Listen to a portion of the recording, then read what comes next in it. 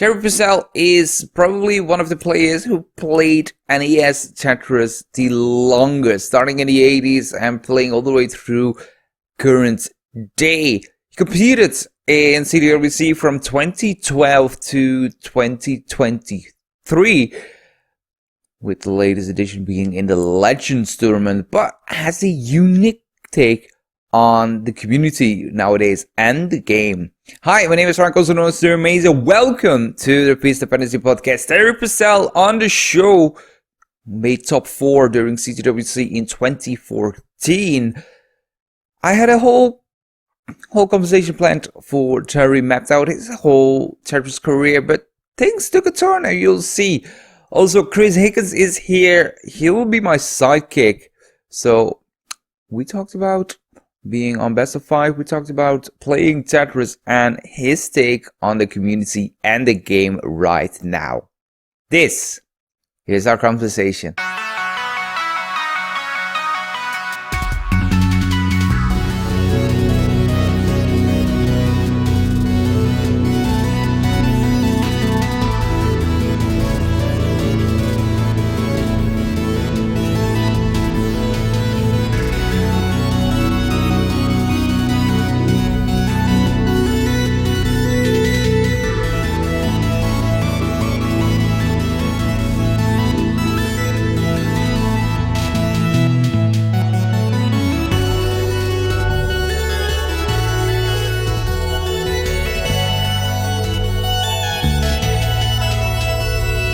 Terry, welcome to the Dependency Podcast. Thank you so much for doing this. Thank you for hosting. Chris, also welcome back to the Dependency Podcast. You have a first. You are now the third time on the show, second and a half, because you will be my sidekick for today. But no one, except for myself, has appeared more than once in a season. And you were a season premiere. Nice. Well, I'm glad to be here. Yeah, I'm just going to try to help prompt some conversations because we were talking about it last week, just in prep for this. And I kept being like, well, let's talk about this. Let's talk about this. Tell me about Corian, because there's only a few players who you can get access to who were there for like the entire Portland experience, So there's some lore. Let's get into it. But we got to start somewhere. So, Terry, the first question is always the same question to everyone who's new on a podcast, and that is, how did you got into NES Tetris? Oh, I don't want to talk about that. Why not? No, it was like a way to pass time. So back in the day, like, 80s. I was a kid, but I later rejoined. And I started doing competitive Tetris because it was more fun. And I thought that I would meet people like I have Chris and you. But it was definitely not something that I did. See, it was not therapeutic in the beginning. In the beginning, yeah. It was like something that I did to, if you've seen Chris's documentary, it's something that I did to like, like pass time and get away from stuff. Now, I have created relationships with people. I've met. Oh my God, I can't even number how many people I've met through playing Tetris. And it's a totally different kind of, it's a different game, I guess, than it was when I started. When did that change came, that it became something for passing the time to something, this is my game? So as an adult, I picked Tetris back up because I met Robin Mihara, and he was one of the people that like kind of said, "Oh, you're good at this." I didn't meet Robin through Tetris. I met him through basketball, which I'm also not bad at, but he kind of like brought me back in the Tetris world. And I can't believe that he did this, but he like came to my basement and I essentially I essentially told him like I think I'm the best Tetris player in the world. And he was like, no, you're not. You can't be. And he came to my basement and we played Tetris for probably like 4 or 5 hours. And I mean, neither one of us were the best Tetris player in the world at that time, but we both came away with like a relationship, and I think he told me that I was good. And so at that point I was like, okay, I'm good at this, I think. And when was this? I think this was like pre-COVID. I want to say 2019, somewhere around there. Wait, for Robin? This would have been like 2012, right? Oh, no. Oh, you're right. This is like before that, before the Because the question I movie. have, yeah, I mean, the question I have is like, yeah, where? Because the movie comes out, CTWC comes to Portland in what, 2012? 12, yeah. Like 2010, fall 20... 2012. And you're there, right? Because that was my first year So volunteering, and that was your first year. But the question is, did you 2009 know then, Robin maybe? before Hold on. that? Because the movie was Hold on. 20, it was shot in Let me 2009, look I at think, 2010. I have a Do you have basketball a spreadsheet made of all out. your basketball scores? No. I don't keep track of that. Every 3-pointer you ever made? None. Mm-hmm. Oh, wow, dude, no, you're right. 2011. That would make sense, yeah. Because that would have been Okay. the California, yeah, the second year where the CWC was in California, then it would have come up. Yeah. So Sorry about basically, that. post-production for Ecstasy of Water. I mean, I think it was out in around 2011, right? Yeah. Somewhere in there. And if I get any dates wrong, I am really sorry. I have not thought about this like It's cool. in a long time. But I'm happy to try to like figure out what it is. We'll do Yeah, it so with you. 20 cool. So yeah, I met Robin.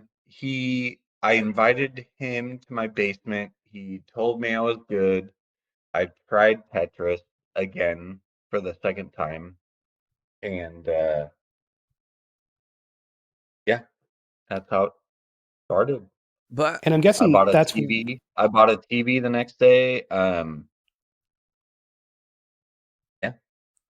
so how do you knew that Robin was into Tetris if you didn't meet him through Tetris? So we had played basketball a few times, and someone said that he was famous, and uh, I was like, "How is Robin famous?" So I looked him up. This is after we played, and Robin is famous, and he will remind you of that all the time. um, but he essentially, I think he either won or got second place in a Nintendo World Championship as a kid. And he was one of the people who I had seen on the TV when I was a child. And I don't know, it was kind of cool to, you know, put jump shot, a jump shot on him. Like, So, weren't you afraid that when you played Tetris with Robin back in 2011, that the feeling came back of, oh, this is just a game that reminds me of my past, that just through take away time?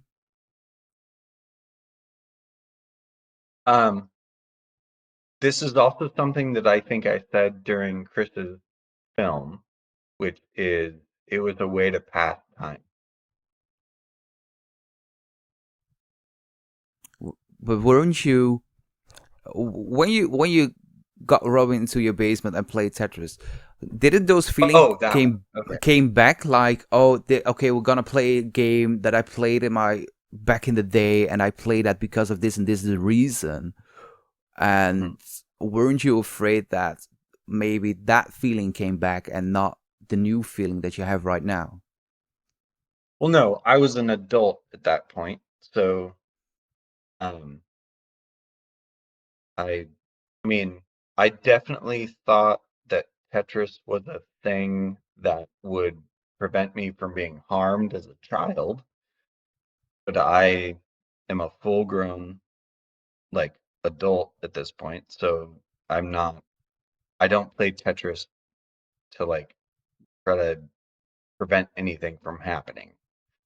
However, when Robin came into the basement, I definitely thought that he was going to be way better than me. So I think that may be the thing you're picking up on, which is I thought like I I thought that I was the best player in Portland, and at the time maybe Robin was, So I was like there was like a competition there, aside from basketball, and I don't know. You just sit down, you play, and do your best, and figure it out. So how did that transition into coming to CTWC in Portland in 2012? So the first time that I played at the 2012, okay, so my mom told me about it, and she wanted me to go because like my family had played Tetris like constantly. And I don't think she had ever met anyone better than me. I also thought that I was really good. And so I went to that competition. I went, I was, I was definitely not prepared to show up that day. But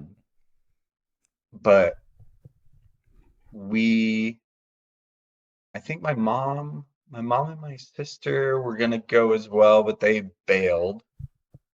And then I went alone and I tried to, like qualify, and it was a thing. Like And I'm curious. I tried really hard. Yeah. I tried to play on 19. I tried to play like as hard as I could when I was a kid, and but at that time I was like what 29 years old. Um, but it was really fun. I mean, Yeah. I loved the culture. I met Ben that day. I met Jonas that day. I met a bunch of people that I really made friends with during that competition.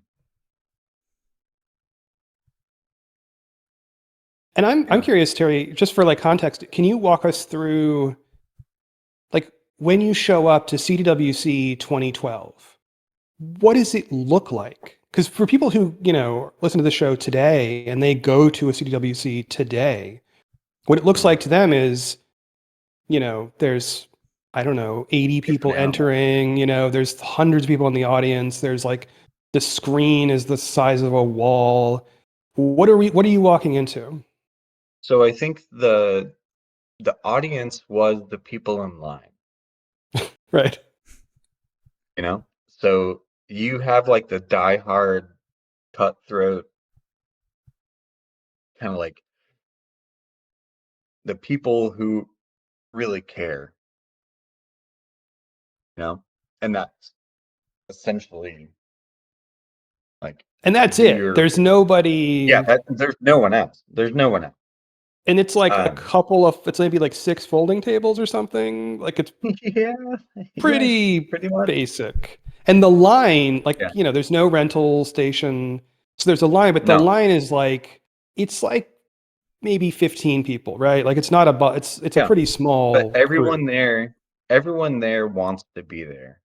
Yeah. Right. And I think that was like the difference between I don't think, I mean, I'm gonna sound old right now, but like back in my day, people were doing it because they wanted to do it.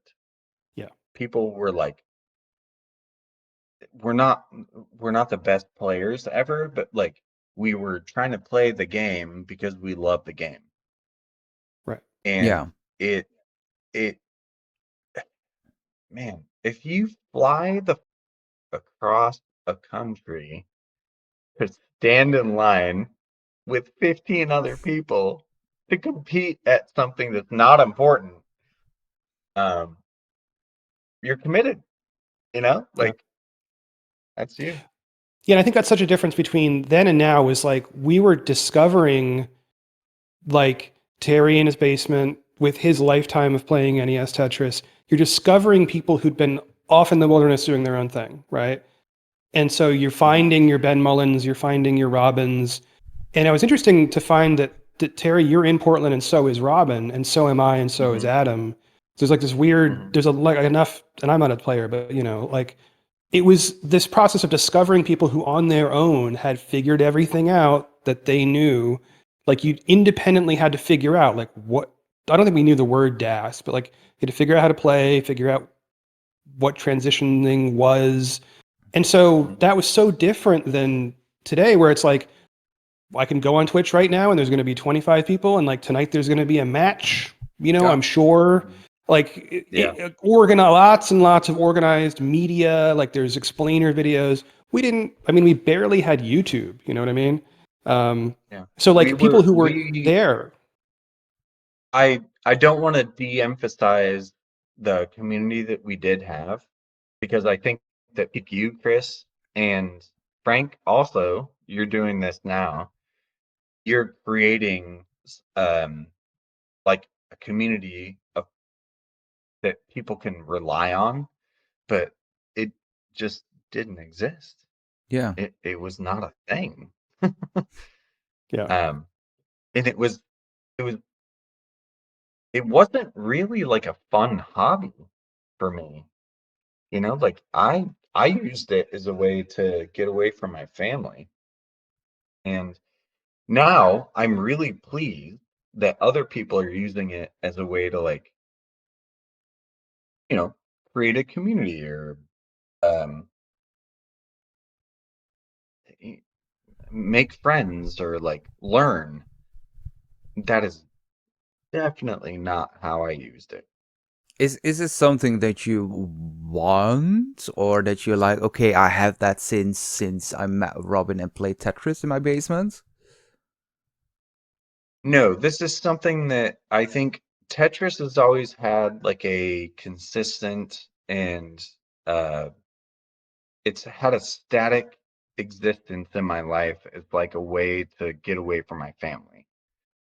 So I don't like I've used Tetris as a way to get away from everything else. I don't see it as like a way to please myself. I'm not trying to get ahead, like What I think what you're highlighting there is there's people now who join to go towards people. Like it's a way to join in. They're trying to create a community, and I appreciate that. Yeah. And you were trying to just preserve yourself from the insanity of like growing up, that's my impression. Yeah. I kind of do miss that we rarely discover new people. Like I feel like the last time we discovered someone who is actually good at playing Tetris that was unknown was probably Sidnev during the 2020 CTWC qualifier. And again, because Sidnev sits in their basement and they're not a part of the community, but then they come out of nowhere. Yeah. And does the same thing that I did. Well, and this reminds me of Jani, right? And you were there for that, right? Oh, I was the first person that said congratulations to Jani. So talk us through it. Jani, because I remember being there and there was this like rumbling of, oh, somebody came from another country? What? Well, dude, Jani didn't even know what the difference between the two TVs were. Yeah. And he sat down and played. Like, he was struggling through, like, I don't know if you've ever seen him do this kind of thing. Like, yeah, Super Jani. Yeah. Is that a thing? Is that a real thing? It's basically something we named. That's only Jani, a thing Jani can do. Oh, amazing. I love that. Yeah, but I remember sitting down there. I think it was 2013 in Portland. I could be wrong about that, but like, I saw him sit down, and he was just like, "Oh my god!" The motherfucker just was doing whatever he wanted with the controller. Yeah, you know. When he was grinding in real time to learn the timing. And so, like, because he'd never seen NTSC before, and I think he took a TV back to his hotel, like a TV and a Nintendo, that night, and was just like figuring it out. Oh, really? Yeah, I gave him one of the TVs from my basement, and I was like, "Take this, go for it." And then the next day, you know what I mean? Because like, or was it the same day? How did that all? I don't even remember how that worked anymore. No, I think Ben, Alex, and him were staying at my house. And I gave him a TV, and he took it to his hotel room because he didn't want to stay with us because we were getting drunk. As a Finnish, not wanting to get drunk is something. Well, I mean, that's something we should also talk about. The early days of Tetris were a bunch of drunk people playing Tetris. Absolutely. I mean, Chris like, can confirm. Well, and that's like one of the, when we were doing the movie, like one of the big questions I asked was like, tell me about drunk Tetris, because Terry, we'd sat in the basement and, and I was drinking, you were drinking, like the whole thing was just in the context of, and I got to also explain, like, when I moved to Portland, it was like, welcome to Portland. Here's a lot of alcohol. You know what I mean? Like, and I just never thought twice about it until much, much later. But like, there was so much drinking going on. It was fun, but those things were like intertwined in a way that I didn't even consider. The amount of Tetris and drinking and Tetris, I mean, I think that was part of the culture because I think a lot of us had traveled a long way. A lot of us wanted to have a good time. A lot of us were like looking for essentially a vacation. I think we were not necessarily looking to compete. We were looking to like party, like I came all the way here to hang out with my friends. And it was a drastically different kind of thing. That said, we still tried. We didn't do very well, but we tried. It does make sense that because in 2012, 2013, the NES Tetris was 25, 30 years old, so something like that. So why would someone who's now considered like 14, 15, which is normal current days, but like back in the day, why would someone who's 15 years old play on a console that is from the 80s, from a game that's from the 80s, when they can play whatever They want modern. Yeah. So it makes sense that there is alcohol, there is Tetris, there's just middle-aged white guys playing Tetris, basically. Well, to be fair, I think there's a whole thing there where it's kind of this question of when does something go from being old to being retro, right? And so there's that, and we lived through that where if you're playing Nintendo, like original Nintendo in the year 2005, that's a little weird. It's like you're just, I mean, in the 90s, it's old, but it's sort of plausible. But there's a point past which it's like, oh, everybody, I mean, at least you went to Super Nintendo and then you went to Nintendo 64 or, and over and over. So you're like so many generations back that if you're still holding on to that system and playing that game, I think it's because you've got an obsession with that game, right? Like, what do you think, Terry? Like, why would you hold on to it? With that. Because did you play other Tetrises? Do you know what I mean? Like, do you have other games? My family only bought the one, so I only had this one. But I do agree with the fact that, like, if you're going to go back to something that you were doing at 9 years old, you have to have a damn good reason. And I kind of like the fact that it's come back, but also I'm I guess I'm not going to judge anyone else for bringing it back because I damn well didn't do it, but it seems as if you're like hearkening back to something. Like what's the thing that kids want to get back from playing Tetris? You mean like today? Yeah, today. Like, why would you do that? Is it something about like the fact that it's masterable? Is it something that is it old school? Is it the pixel? I do have a theory about that. Ooh, that's good. And that is, Joseph went to 2018, qualified, won the event. A year later, the line exploded in 2019. We've heard the horror stories about that line.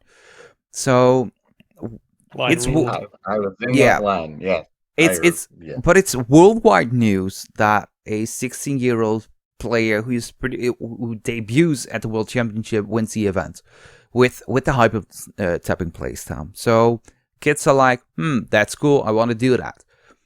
And then we have the pandemic years, so everyone is at home. So what you gonna do?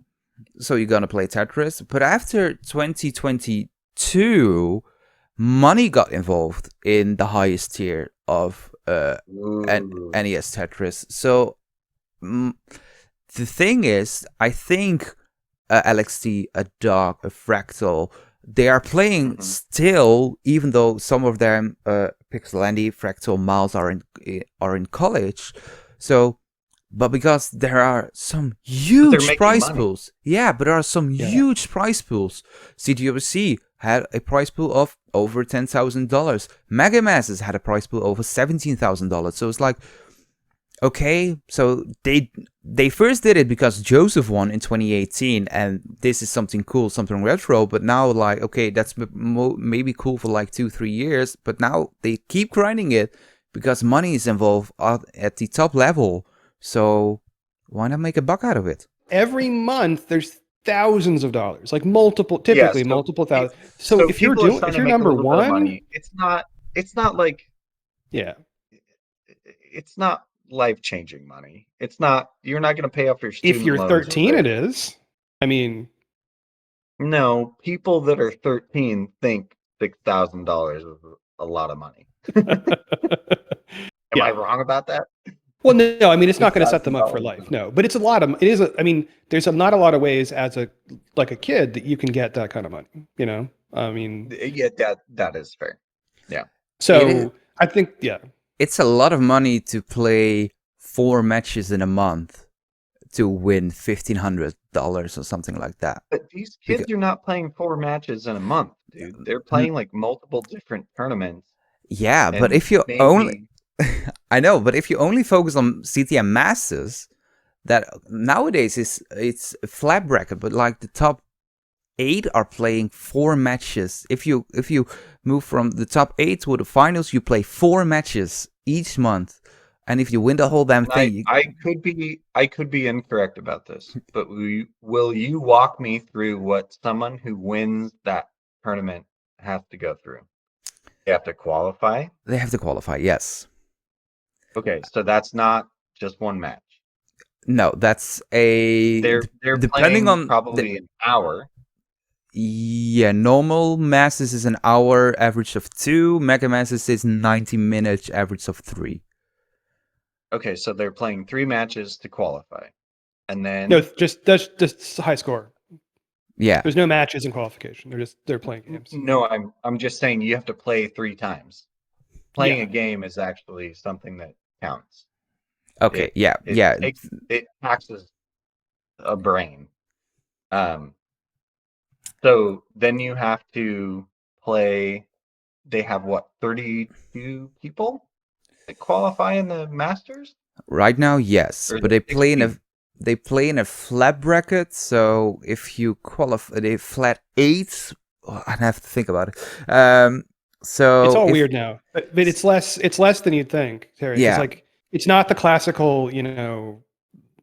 would I the know normal that, but I'm bracket. just saying, like, what kind But of yeah. effort does it take for somebody to get to the finals? Let's say someone got first seeds. That means you get a 2-round bye, because it's, I believe, 2 or 3 round bye, and then you have to play pretty much 1v8, 1v4, and then the finals.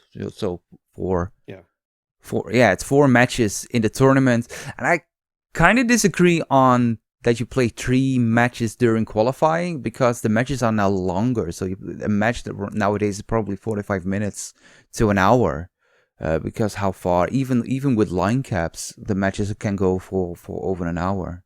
Yeah, and they're all best of 5s. Even though they're 5 games. Yeah, there's a lot of like breaks and warming up in between, which is kind of interesting. But I mean, I guess here's the thing. Like, granted, if you did the minimum, right? Like if you're a top level player in the top, let's say 8 in the world, and you just stopped practicing, you might be able to kind of maybe stay competitive. But to get to that, you've had to spend thousands of hours, doing all the stuff, right?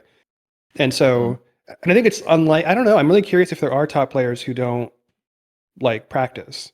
I think there probably are to some extent. Like I wonder about Pixel Andy, like what's his amount of time these days versus what it used to be. I think but also like his part-time job is just playing Tetris, right? So for a lot of these think folks, he I think it means is. practice. Yeah. Well, for a lot of folks, it's like it's a primary income source. Like for Sidnab, I believe that was like it's that and whatever it's a major source of income essentially. So like and that's so anyway, people are in these different boats, but like I'm really the happy amount of this is not time. live, because I think that you guys are educating me a little bit right now, and I apologize. I don't keep track of this shit. Well, but I'm curious. But if we take it back, right? Let's go back to when you're in that basement. How much time in those like 2012, 2013, you have a day job, then what? Like how many hours are you putting into that? And what do those hours look like? What do they sound like? What's happening in the room? I would come home from work. I would stop teaching. I'd play soccer in the evenings, so I'd exercise. And then I would come like to that basement. The windowless For 4 hours. The head height is like right above your head. Yeah.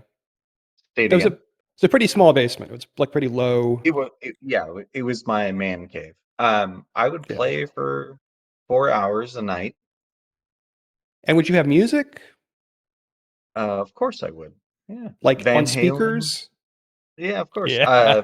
Sometimes on my headphones. I doubt that if you don't have music on, you can play for 4 hours straight. Right. Yeah, fair enough. I also listen to a lot of podcasts. Mm-hmm. just like put something on and I'd play until the end of it. Andy was so my partner at the time and we worked opposite shifts. So she was at work. So I didn't have anyone in the house, and I would like invite friends. I would invite people like Robin, Thomas. Um, there was there were any number of people that I invited to just like keep me up and play Tetris, and it was really fun. But it never felt like I was trying to make money off of it. It wasn't. No, I don't know. there's no money in it. I was just doing it for fun, dude. Like, Yeah. But I think we're talking about sub levels that are making money, but there's so much more beneath the top levels that are players that are grinding each and every day, like how it was back in the day, just to get better. Maybe with the goal in mind of playing top level competition, but they still do it. I put in the time. Baby. Okay, Chris, do you remember the conversation that we had in your kitchen? Yes. After, which is right there, by the way. I mean, that's yeah. Oh, is it? Is that what he's talking about? No, I'm just like in the room. Like the kitchen is over there. I mean that like in the old house. Yeah. So, dude, we had this conversation a decade ago about how good people get if they really wanted to get good. Right. And I said, Bo Style and myself both said, this game's not that hard. It's not rocket science. It's, you put things in places. I feel so attacked right now. Everyone else in the room disagreed with us, except for Chris. No, it was Adam. It was Adam. Adam was the... What was it, Adam? Yeah, Adam Cornelius is over there being like, no, you guys, there's something special. And his contention... No, there's that's not. the thing, is you're like, no. And I think somebody's line was, if you have two thumbs and a brain, like, it's an average person. Said. Yeah. Because it's like, and that was really interesting, because all you guys in that room who had max outs were like, but the guys who didn't have max outs were like, no, you guys, like, there's special sauce. And that's, but again, they just hadn't tried hard enough.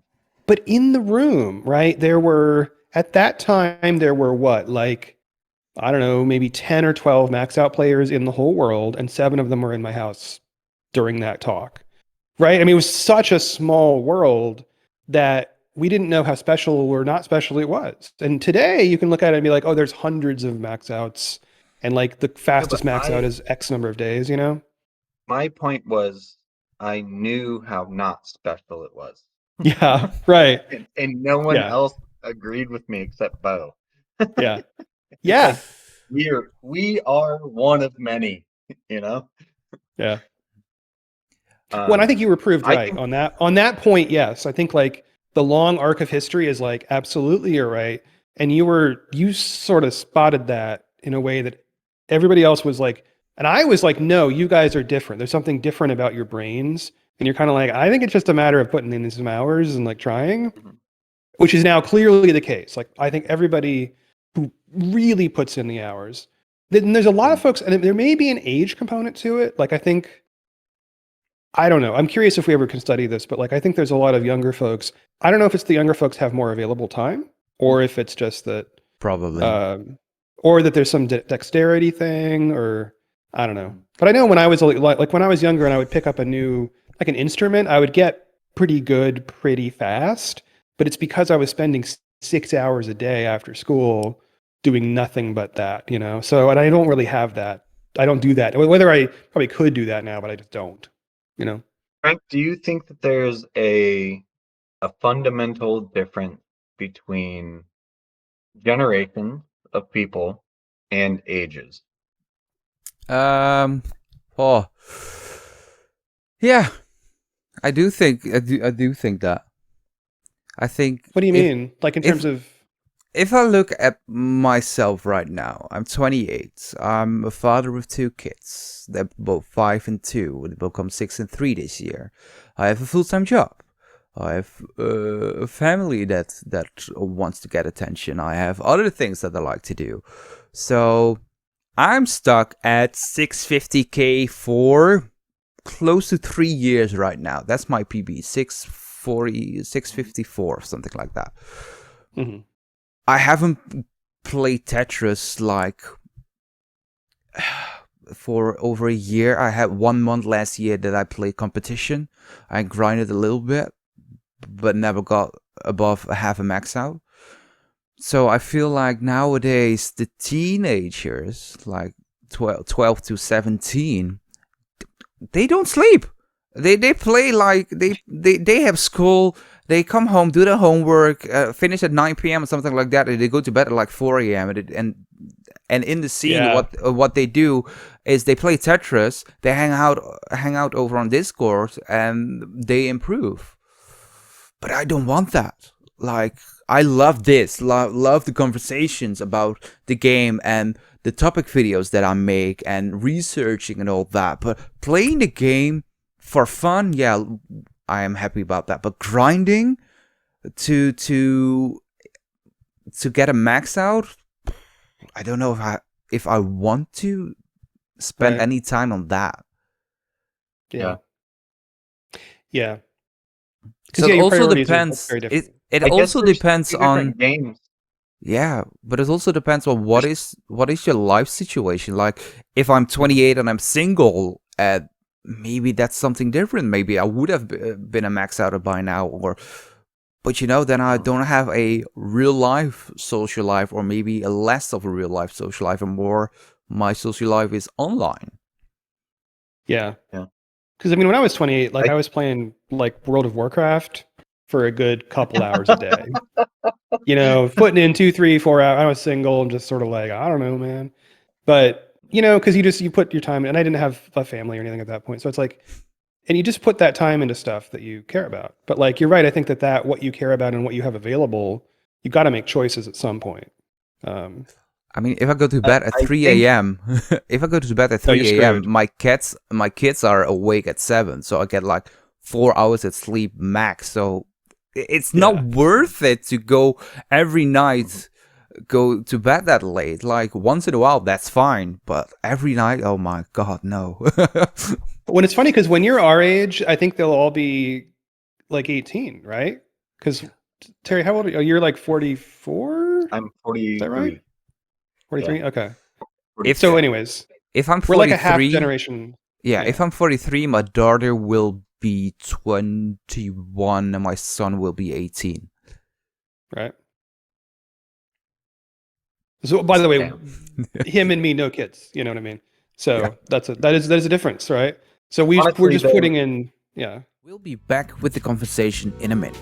But first, join the Classic Tetris Monthly Discord server. The Discord server is the main hub in Classic Tetris, and you can qualify for the monthly tournaments ranging from Masters event to the community tiers. Go to our link tree to join the Discord. Subscribe to the Dependency Podcast YouTube channel. The first 32 episodes of PDP are available at full length, and new original content will be released in the next coming month. Follow Dependency Podcast on the socials. Hit a link tree to follow us. Do you have a suggestion who you want to see next on the show? Let me know on the socials, or join our PDP Discord at bit.ly/PDP Discord and tell me there. Now, let's go back to the conversation.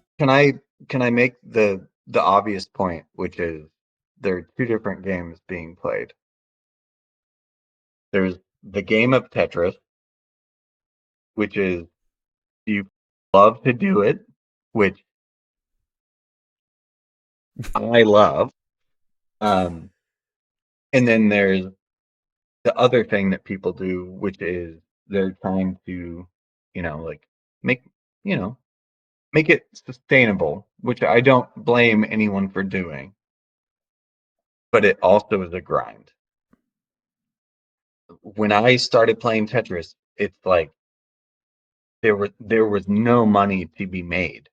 I wanted to just play Tetris. you know? And I never played Tetris with anyone else. I played it with myself. Like, even in Chris's documentary, which I rewatched last night because I thought I should to like kind of get ready for this, I never played against Jonas. I was trying to play against myself. And one of the things that frustrates me the most is that both Chris and what was the other announcer of that? Oh, James Chen. James and Chris. Yeah. They're completely correct. I was playing against myself. That is how I started playing Tetris. I don't think I'll ever change. Like, maybe I'll die playing Tetris against myself. That's totally fine with me. But like, I respect the people who are making money from it. I respect the people who are really getting good at it. But I don't want to play that game. Like, they're playing a different game. Is that also the reason why you haven't been to CTWC since the Legends tournament in 23? I don't say that again. Because the last time you played a match was the Legends tournament during CTWC of 2023, and that was also the last time it was in Portland. But I don't think you've been to the Jonas Cup in last year. I mean, well, first of all, I think that they're better Tetris players, and I'm not going to win, so that's fine. I really do enjoy hanging out with my friends. I have, in the last few years, there have been fewer and fewer of us that have like come to Portland to hang out. So I'm not as inclined as I would be in the past. You know, like if Ben and Mary and like Chris is there, but like there are a lot of people that just don't come anymore. Like we used to fucking party, dude. Like I'm not even sure if you understand. We used to party. We would be drunk the day of the competition. We would be partying the night before. Like we had, I mean, people would sleep on my couch. There was a lot of shit going on, and it's not happening anymore. Yeah. And also, I'm okay with that because I don't necessarily need to be a part of whatever everyone else is doing. The only reason that I'm not playing anymore is because the people that I used to play with aren't playing. Yeah. Oh, interesting. You know? And it's a different generation. Totally fine. And there's no like judgment. There's no harm in that. It's just, again, they're playing a different game. And because of that reason, there is also no curiosity to play against the younger generation? Oh, no. I mean, I guess oh man, I was never that good. But if I was at my best, I would like to play Jonas again. I would like to play Andy. I think Andy, oh shit, I don't want to say this, but I think Andy is probably the best Dash player I've ever seen. Green Tea is also really good. I played him in the basement and beat him at, I think, Chris's house. Green Tea, Corian did the hyper tapping. No, there's a lot of people that I would love to play. I just, you know, it's like comparing the NBA in the 90s to 2020s. Yeah. But I'm not as bold to say I'm better than the people that play in the 2020s. I think they're better than me. You know, if Michael Jordan really should say, I'm not as good as the people who play in the 2020s. If he's being honest. I mean, the And game, that's what I'm trying to say. even if the game is the same, the methods of training has completely And shifted. what's the gym thing that they Yeah. do? Yeah, Tetris Oh Gym. my god, dude! We didn't have that. No. Oh my god. Well, okay, yeah, so Game Genie. Can you explain Game Genie to the kids? So gather around, kids. Here's what we used to have to do if we wanted to, like, whatever, uncap a we had to score. figure it out ourselves. Okay, Yeah. so Jeff Moore gave me an edible during the last Tetris tournament. And I sat behind the whole crowd and I was like, holy shit, these kids are good at Tetris. Like, even, I think this was like the top 16. I don't remember who it Mhm. was. It was it Meme? Scooty, Meme. It was like people who weren't like quite the top, pretty close. And I was like, I don't know how they learned how to do this. They must have some kind of different tool than I have. And the people right in front of me were constantly turning around and laughing at me for not knowing. Like, even the audience, the people that are watching Tetris these days are more aware of like how Tetris works. Mhm. And I'm like, I, I know. I'm out of it. But it was so fun to watch because they were right, first of all. I mean, they know more than I do, which is kind of weird, honestly. But I like the fact that people are like learning how to play Tetris. Yeah. But not in a way where not the way you learned to play Tetris. Fair enough. Yeah. I mean, I've got Tetris Gym now for over a year, and it completely changed my view on how to play Tetris. Before that, I had the vanilla game, I had a Game Genie, and I was like, I'm not bothered by putting in the Game Genie code because I can only put in 3. But now with Tetris Gym, you can access so much more settings, and it's like, this is so. Do you know better. about NYIPEX? The Game Genie code? Yeah. Yeah. You do know about that one. Yeah. From Rabbit. Oh, okay. Fair enough. That's a deep cut. Well played. I mean, the Tetris Gym came into the scene in 2021, popularized 2022, 2023. So before that, on the CTM Discord server, there was a whole list of Game Genie codes. So I tried them.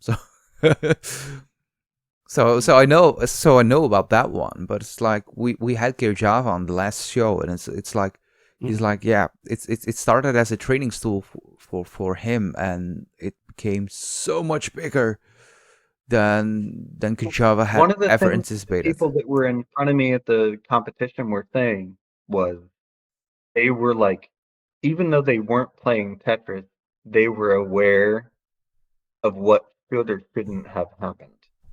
So they were, even at level 20, I don't know about level 29, but level 19, they were aware of where a piece could go.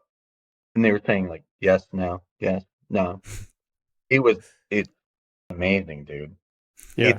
It created like this egalitarian ability to play Tetris. And I love it. Yeah. I love being able to share that, but also I don't know. I guess it creates a little bit of stress for people who are like trying to make a living doing it. Yeah. Because I saw Blue Scooty and he did not look happy. Like he was stressed out. You know? Is that fun at that point? What game are you playing? it becomes a lot more serious. And Yeah. it has become a lot more serious the last couple of years. Well, I have a point of view on this as well, because like as a guy who's pointed cameras at people, you know, Scooty spent, I don't know, 8 months or something with a camera crew following him around. And that sucks. Like, no, I mean, I've never had to do that for like, maybe for like a day, you know, but to live through somebody making a film, and the film's not out, so I don't know what's going to happen there, but like, there's a lot of pressure on that kid, I guess. I mean, I can only imagine, right? But, you know, they're following around this guy and just seeing like, how's he going to do, right? And that's way at the top of the range of like, you know, I'd go over to your basement, you know, several times and set up a camera and we'd talk and then drink and then we'd like, you know, sit around and talk about philosophy afterwards or whatever. So like, but I think you're right. Like there's an aspect of putting so much pressure to win and to be in the media that can really suck the joy out of it. And now that the camera crew has left, as far as I can tell, like they're not following Scooty around, he looks to me like he's having a good time again. Dude, I'm not. Right. I'm not trying to say that he's not incredible. I'm just saying that he's playing a different game than we No, and used to play. I think what I'm hearing from you is you have sympathy for him because like, you know, but Yeah, also like because and if you can choose, if you have the ability to choose whether you want to keep playing, if that's what's going on, I think you're saying you wouldn't do that, right? Like you'd be like, this isn't fun. I'm not doing that. well, And I haven't. yeah, You exactly. know? Yeah. Uh, I feel for the younger kids who are trying to like make something out of it, which is not. Because I Yeah. don't think Tetris is a game that you can make money off of. I don't think it's something, even traditionally, um, considering where it came from, I don't think you should be like lining your pockets with it. Just play to have fun, dude. You know? Well, this reminds me, there was a whole topic. Learn the way. I didn't mean to interrupt you, No, go Chris, ahead. but I'm I'm going interrupting to. you. Um, just learn the way that you want to play Tetris and play Tetris. That's fine.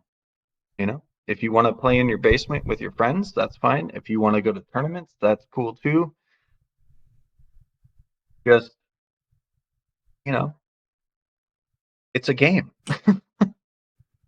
So basically what you're saying is Tetris has become way too serious the past couple of years. Yes, absolutely.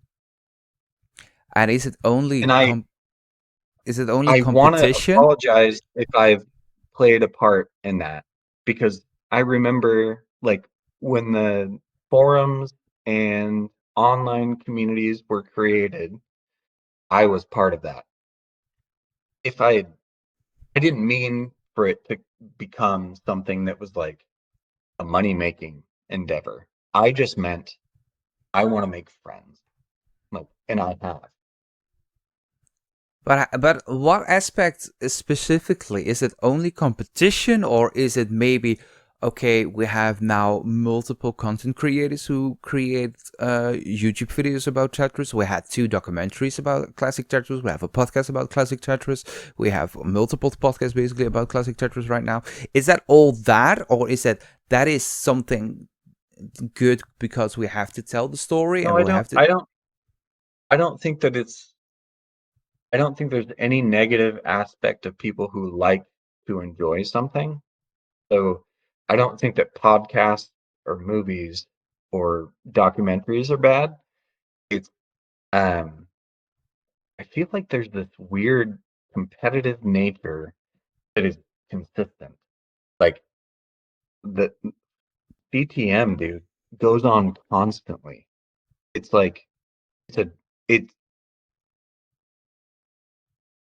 I would rather enjoy a really heated competition once a year when I have to fly to a place, make a sacrifice, hang out with friends, party, you know? Like I'm just saying this is my belief. I want to see something happen in person, you know? I don't I don't know. It seems like Tetris is something that can be mastered. But should it be? Yeah. You know? Interesting. Like, yeah. I think that it'd be way cooler if we just all hung out once a year in a city. I don't care where. Let Vince choose. Probably LA. Let's just party. Let's just hang out. You know? Yeah. Yeah. But I don't know if we're. I think we.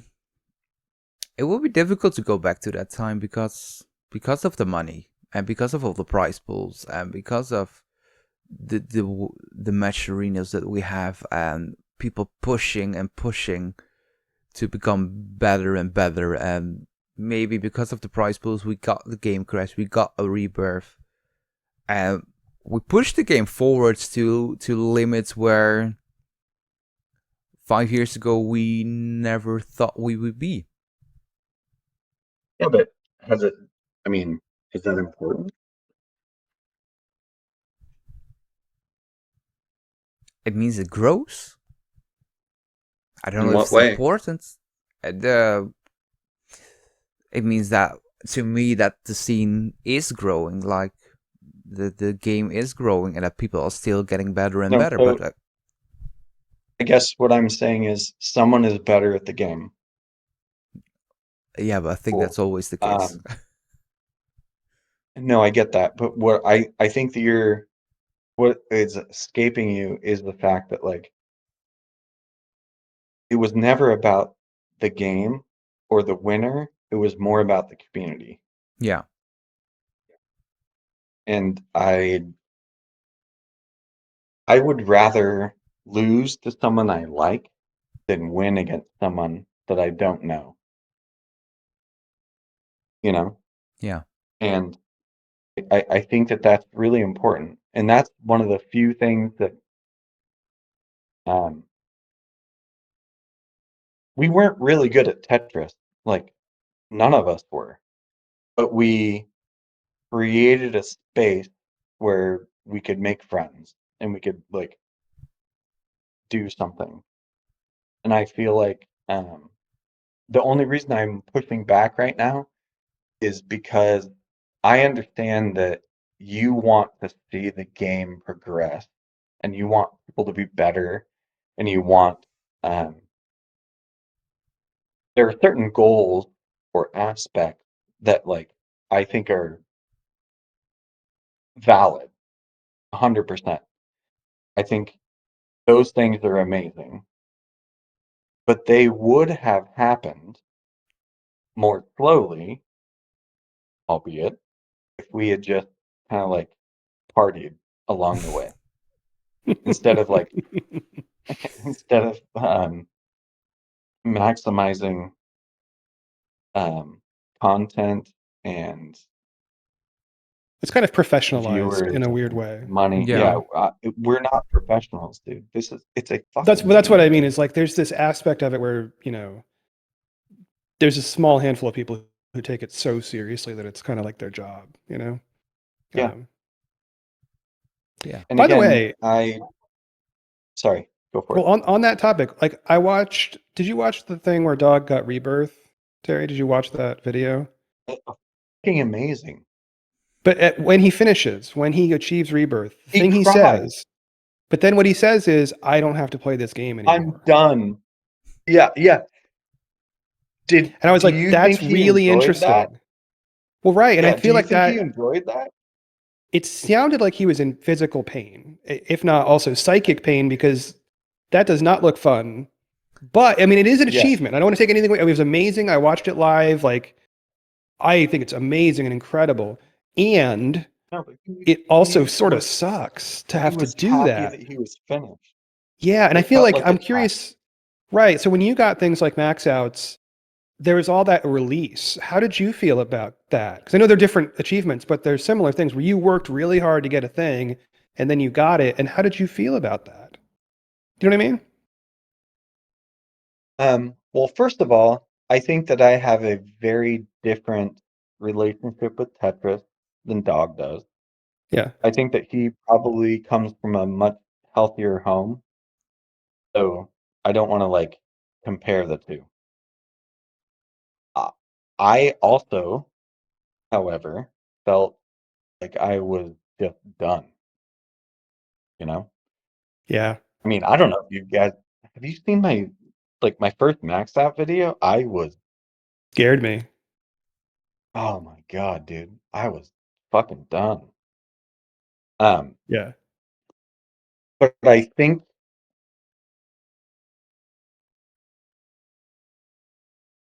I don't know. I just don't want people to play a game and have to have those kind of feelings.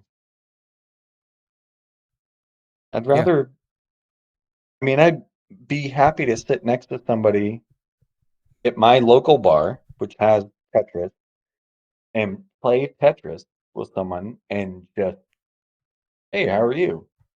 Cool. You? You know, like I'd I'd rather it not be competitive. And essentially, if you think about it, like there's no competition with Tetris.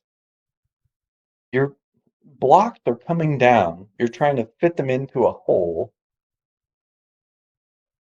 Like it should be the most egalitarian, most like across the board, just like I understand you. We're playing the same game, you know? I would much rather do that. And Maybe not I'm wrong. compare high scores or something like that. Just play the Yeah, game. I honestly, the other thing that really frustrates me is when Josh came out with ENEGOOZE or whatever it is, the the thing that's like tops the max out. I can't remember what the Jamie McKinney code Yeah. is. NEOGs or whatever. But yeah, the score on cap. Yeah. NEOGs. There we go. Yeah. I was like, the game's over. Game's over. Like I would rather have 100 million billionaires. I'd rather have like 1,000 people who can max out rather than keep trying to like keep track of who has the highest score, you know? Interesting. And I like Well, maybe and that's this is what something we were talking about last week was that thing of like back in the day when you'd hit your 99999, you'd just stop. I mean, Yeah. often people wouldn't even play out the game. what else do I need? Because what else? Because we didn't even think of it in terms of like, I mean, there was this No. idea of like, what's the earliest level, but that was kind of like a side idea. The first thing was, No, I can you never thought of max? that. Well, but didn't you have It that was a record? goal. Because Ben Mullen talks about it in I the show. had it He's for a like, while, I think. yeah, I mean, for a while it was like you know, you got the earliest max and then some other stuff and and the first like a 29 max and stuff. Again, I think maybe you guys are looking for more conceptual stuff about Tetris, like the gameplay. I'm talking about it philosophically. Yeah, Uh, I don't give a shit. You know, yeah. I've done the things. I've played the game. Well, that's what I think is interesting. Is I think you used to, right? I think 10 years ago you were, at least for a moment, you were like you were caught up in that thing of like I want to achieve this goal, and then you did. And now looking now where you're at is a totally different place, I think. Well, I was never trying to be the best. I was just trying to do it for myself. Like I That is was a very trying good point. to. That is a very good point. It was very much you achieving for yourself, kind of Mhm. not in the context of like a leaderboard. It was like I'm just doing a thing. That was that, and that is a little different, right? Um, because I mean, we're all like back in those days, we hardly even had a way to communicate about these things. Yeah, that's fair. Yeah, there were maybe 4 or 5 people that I communicated with on the leaderboards on Yeah, the forum. chat boards. Yeah. Yeah, that's Because the a good forum, that point was the, it was like a text-based communication method, which is so different. Well, so what it was from text, what and then happens once a now. year, right? And you'd get together. I mean, or you get together in your basement and like have a hangout, which was legitimately right. Like that's a different With thing a human. with a human, right? And I think that's part of what made doing the movie fun is because it was a series of going over to people's houses and just being a human and talking about, you know, and I was digging for like interesting nuggets, right? But like at the end of the day, we were just talking about Tetris, and then like we get off in some weird side tangent. And by the way, like there's an episode coming out. There's a final bonus episode. I've been ignoring because I've been doing housework, but like there's a whole thing in there where you talk about like the fundamental human games, where it's like there's like checkers and chess and like and I think part of the argument is like you're like, well, maybe Tetris is one of those. Like backgammon is one of those. Like card games. There's like some of these sort of just basic human games that persist. I think it was cube based, right? Really? Yeah, like square based. I think that's what I said, but I could be wrong. I forget the details of it, but that was, I mean, when we were like 5 drinks in, we'd get to talking about like, you know, in 1,000 years, they still be playing Tetris. And it's like, it actually kind of is plausible, but I don't think they're going to be playing Fortnite in 1,000 years. There's something fundamentally different about the puzzleness and the individual, like it's you versus the whole, just you and the whole and like pieces, you know? I mean, yeah, and you can add competition onto that, and that's cool and that's fun. And you can add all these other things into there, but like fundamentally, it's like a solo endeavor. And that was always what interested me, was this idea of in the World Championship, you had 2 independent achievements happening next to each other, and the one who achieved the best on their own that given day with their RNG, they won. You know, and that was what it was. Even though it looked like they were like competing, it was sort of 2 individual. It's like if 2 people were sprinting on their own, you know, things, whoever sprinted the fastest won, but we just put them on the same track. And so it looked like they were competing against each other, but they were really competing against themselves. It was this very interesting, like, aspect to that kind of competition that I don't think other things have. Because it wasn't like we had teams, and we'd make a bracket, so you'd have to have this sort of sport-like structure. But ultimately, it was like you're sitting down and playing a game of Tetris over and over and over, and seeing if you can, like, seeing how you do. Like, can I consistently get a high score? You know, and it was about, I think for you and for a lot of those folks, like it was about, I don't know what it was. I mean, it was about you achieving that and wanting to be, having your own goals around that. And there wasn't a lot of expectation that, you know, we didn't have like ELO, for example, you know, or like these ways to rank people or understand like who's on top. By the way, I think the ELO thing is genius. Like, I don't know why people haven't been using that for a longer time, because I play chess as well, and ELO is like amazing. I hate my chess ELO, but something else. Your chess, what is your ELO? Oh, my Blitz ELO is like 300, and my high was 600, and I just crashed down to 250, and I'm climbing back up. So you play Blitz? Yeah. That's what I play too. Yeah. I don't want to waste a lot of time. Exactly. No, games longer than 5 minutes aside. It's not what I'm playing. Perfect. Well, hey man, when you're done with this, please send me are you on chess.com? Yeah. Okay, send me your link. I would love to beat you. Are you going to tell us what your ELO is, dude? Let me start what his ELO is. Mine's 1,000 at Blitz. Oh, shit. Is that a lot? I don't know what these are. Not really. No, it's nothing. I think the highest ranking in the world right now is Hikaru Nakamura. And I think he's like 3,000 or something. I want to say like 3,400. Yeah.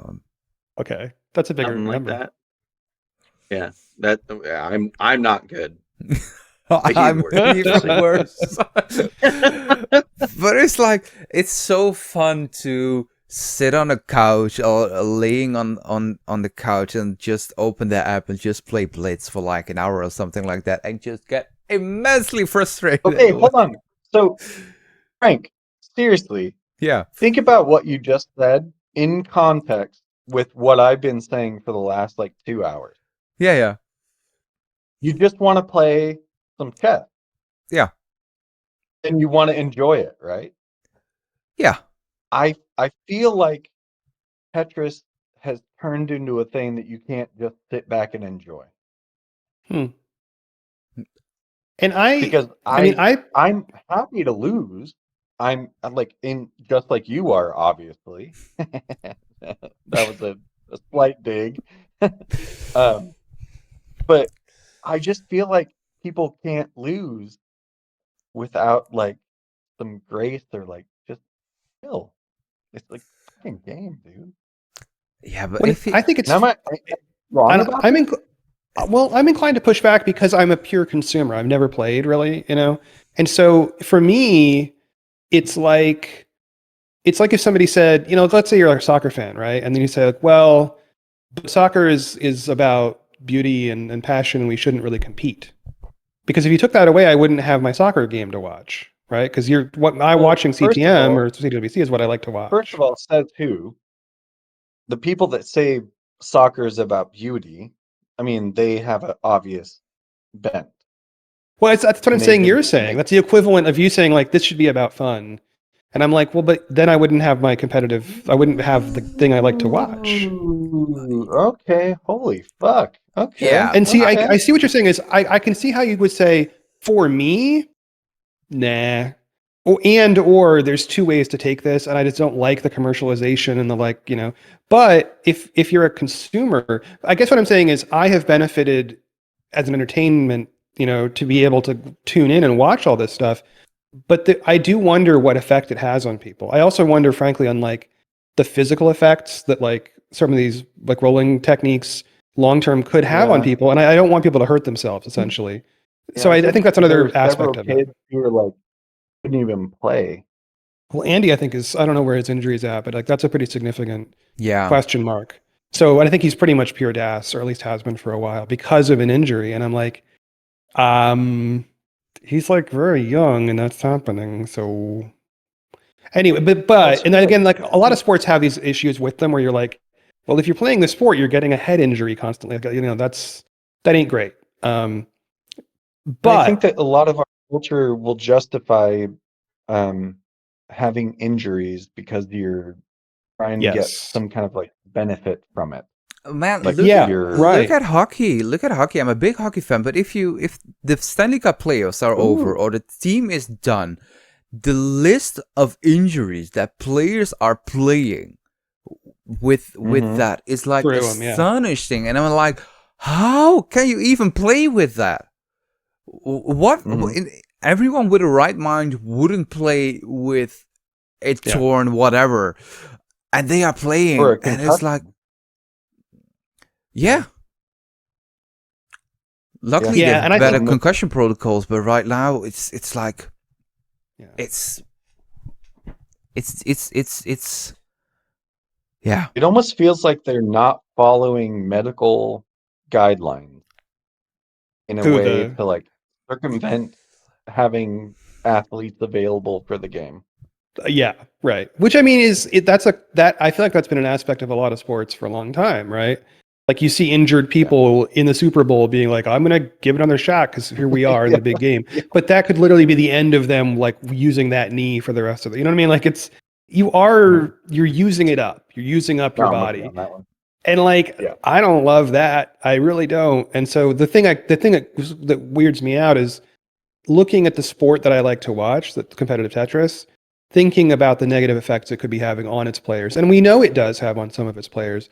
I don't think it's as bad as like So football, like I don't think you're getting CTEs, but aside you might from injure the your hands. We physical, don't know yet. aside from We the don't know. Yeah. aside from the physical components that we know cause people to stop playing, I guess my um my main point would be like what mental aspects of the game, are gonna persist. So like it's a game, dude. Do you really want Tetris to be your thing? Like if you do, cool. Good for you, man. That's great. But also, I'm gonna make fun of you. Or like when you say Tetris is your thing, I'll make fun of you. Like that's kind of weird to me. I just I hope people don't like put too much into it. But in what way Yeah. would you say? Because I mean, Tetris is also your life, so maybe No, not it's your. not. I No, mean, dude, you're the first person that I've talked to about Tetris other than Chris in like 5 months. I have a fucking life, dude. I know, but if Okay. you have a station at home, and if you are stressed out from work, you're gonna play Tetris. That's what I'm saying.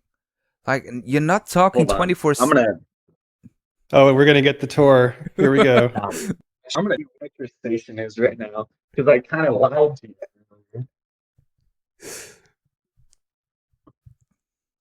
Okay. Yeah, Yeah. but still, There's a lot going on It's not there. even set up. I don't But- play. I play soccer. I play Magic. I play basketball. I do all these other things. Like, Well, and if I actually somebody think wants to say that, well, I want to comment on that, Terry, because like that there was that thing you were talking about. I was asking what your grind was like, right? And you were even in the peak, and you were like, I worked at my job all day, and then I went and worked out and played soccer or futsal or whatever you were doing for like another 4 hours, and I came home and maybe took a shower, and then my third thing Tetris. or four whatever was Tetris, and like so it's part of a healthy breakfast. You know what I mean? You're like eating all the food groups of you, and that was another thing that I think was interesting about you as a player was sometimes I would talk to people and they're like, honestly, not in those early days that as much. People were like really obsessed with it, but everybody, you had a lot of other things going on, right? You had like lots of other interests and like this sort of broad base of activity that was going on in your life, and so that's what made you such an interesting character for a film is that you had other stuff that you were doing and we could like go out into the world. And I never like I remember you invited me to come and tape the soccer stuff and I just didn't do it. But I was like because I just didn't get around to it. But my work though. yeah, we came to your work for like a day. That was a cool day too. Because it was fun to like, because also those kids would come to the tournament and like be your friends, and I gather there's still some of them, you hang out with those kids and but that was also cool, like, because there weren't a lot of, in those early days, again, like it wasn't like an entourage, but like people who'd come and cheer for them. There were definitely local people who'd come and, families, parents and stuff. But it was cool that you had those kids, the students to come and do that. I thought that was awesome. And kind of, honestly, I think it was unique. I don't think anybody else had that kind of thing going on. And Ben, your student, was working on the documentary crew? Yeah, you actually worked with one of my students on the film. Yeah. Some of his film shots are in the movie. He had really good equipment, from what I hear. He did, and he had a pretty good. He had amazing equipment, and like, he was getting there. I think now he works at Tesla or something. He's doing some kind of. He just got some new job, but like, I mean, for them. Yeah. But as a whatever, really. Yeah, I think he's finally had a come to Jesus moment. Well, it's about time. I mean, it's an interesting. We live in interesting times. We do. We do. Hey, we do. Frank, I am so sorry if I was too aggressive about the way I said that, but like, no need to apologize. Not my life. But the reason I said it is because I watched also the documentary, and it's like, and what you said, and maybe nowadays it isn't, but it felt like 10 years ago. It felt like it maybe was not your life, but a big part of. No. It's funny. Yeah, I think to be honest, I think it's partly that you take 8 hours or whatever of discussion, and I'm only putting the Tetris parts in there, and I'm focusing, like, there's that moment where like you're showing the tattoo and you told a whole story about what the tattoo is, and the only part I show in the movie is the Tetris pieces. You know what I mean? So like some of that is the manipulation of making a movie where you're like, it's about something like the movie's about Tetris. All the other hobbies that I have equal stories. So like that's not the only story I can tell about something. To be honest with you, I seriously need to apologize because I felt like I was offended by you saying that, and that's on me, not you. But Tetris is definitely not my life. Never has been. I try to play, and it's been a really cool aspect of my, history and like my life. Yeah. It's not my deal. Yeah. But that is still fascinating that you're passionate about it. I mean, I have a lot of hobbies that I'm good at. I'm not yeah, that's it. I mean, if you're gonna waste time doing something, why waste time? Try. Yeah. Well, I just want to give you like a little more context too, Frank. Is like my wife and I and Terry's partner went to Iceland last year on a vacation, and this guy does geocaching. Find a mountain. Yeah. So we're staying on like an Airbnb, and like I don't know how you. I mean, I never got the. Again, like I don't know, but you're on your phone and you realize there's like this geocache that's literally up it's a mountain like across the way that you can see from the front yard, and I'm looking at that and I'm like, nah, nope. And Billy Goat down here is just like, well, I'm going for it. And like, I think you called us from the mountaintop and we were trying to spot you on our telephoto like lens. And I was like, I don't even know if that, like, is that smudgy dot? Like, is that him? But anyway, all this, like you were, and occasionally it would be like, oh, we have a rainy day, so we're going to sit around at home and like just, do nothing.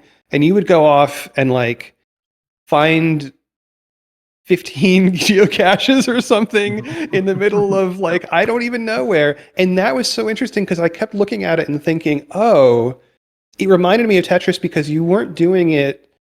You were doing it on your own primarily. Like it wasn't even like, hey, look at this. Like, hey, look at it. Or you didn't particularly seem interested in sharing it. Not that, I mean, I think if I would have asked, you probably would have shared more. But I mean, it was a very individual pursuit. And that was like, you were doing that. You were reading Gerlesher Bach, or I don't know, maybe you'd given up on that at that point. But like all these things going on at the same time. Yeah. But so that individual pursuit thing, I think is a way to understand the passions. Because again, like we would, remember when I met you that first night, we started talking about, I don't even know, like philosophy or something. And I had to be like, shut up. Let me turn the camera on, because I wanted to have, I wouldn't like, it was already immediately apparent that you knew a lot about a lot of stuff and it was interesting. And you're passionate. Like you're willing to take a position and defend it, like we argued about Bitcoin in Iceland, and I'm like, I don't think Bitcoin really matters, and you're like, I don't know, it could replace the U.S. currency, and I'm like, I don't really think it's going to work that way, and you're like, it might. And I'm like, yeah. Anyways, but you know what I mean? Like you're willing to have that discussion, and I think like that's great, and like that's part of what your deal is, So I think that, but I want to mention that thing about like geocaching and like all these other kind of hobbies and interests because you're one of these people who. I think it's pretty rare that you pick a thing up and you get way deep into it and often hold on to it. Like the geocaching has been going on for many years and it's almost quantifiable, kind of like Tetris. You have like a PB or an achievement that you do. And like geocaching, like is an amount. I don't even know how you count that. But it's like, if you, I could imagine you would become a birder. Almost 14,000. Dear God. Cool. Yeah. But you know what I mean? Like people who like do bird spotting, right? Like they count the birds and they have a list. Like that's the kind of thing I could see you as an older guy being like, I'm getting really into birding, and I'm like, oh, how many birds have you got? And you're like, all of them. There's like 4 birds in Africa I haven't seen yet, and I'm going there next month to find them. The blue-crested hoopoo. So this individual achievement thing is again, like that's a way to understand this individual person and your relationship with all these things that you're really good at. And well, or I mean, who cares if you're good at them? And just things that you do and you were interested in. Terry, the last question I wanted to ask was, now the competitive side of Tetris, that is now completely done? I mean, if somebody comes to my house and wants to play Tetris, I'll tell them I'm better than them. I mean, I don't want to go to a competition, and the fact that there's no, I don't know, I think I mentioned this earlier, like, the biggest reason that we went to these competitions in the first place was because we could go to a place and party with our friends. And I can't do that anymore. Yeah. You know, like, I'm way too old for that shit. And also, I'm not going to party with 20-year-olds. Like, that's just not couth, you know? So I think so. I think it is done. Yeah. But I would love to do something like, I know Matt Martin is still playing DAS tournaments, and he's better than I am. Like, he's the shit. So maybe I'll do something like that, but I don't know. Yeah. And I also want to beat Sharky. No. Who doesn't want to beat Sharky? I mean, I think I could, though. He's a really cool kid, but the first time we met, we did not get along at all. Yeah. Yeah. And it'd be really cool to play him in a tournament. Even if he beats me, I'm still cool with that. I just want to play him. You just want to play people in a match that you like, so it doesn't matter if you win or lose. And I want to talk shit. If, you know, someone's going to lose, someone's going to win, I don't really care. I think it would be a great like video or something like that. Just mic up the players and oh yes, not have commentary. Let the players be the commentators themselves, and I think you will be perfect for that. Well, if you want to set that up, I would love it. Terry, thank you so much for joining me on the Dependency Podcast. Chris, I know you're not here, but also thank you for joining me on the Dependency Podcast this month. It was a truly pleasure to have you on. It has been a pleasure speaking with you, and thank you for Chris for joining us. And with that all being said, this is the end of the Dependency Podcast. Thanks so much for listening. Hope you have a great Tetris month, and I'll see you all in May. Bye.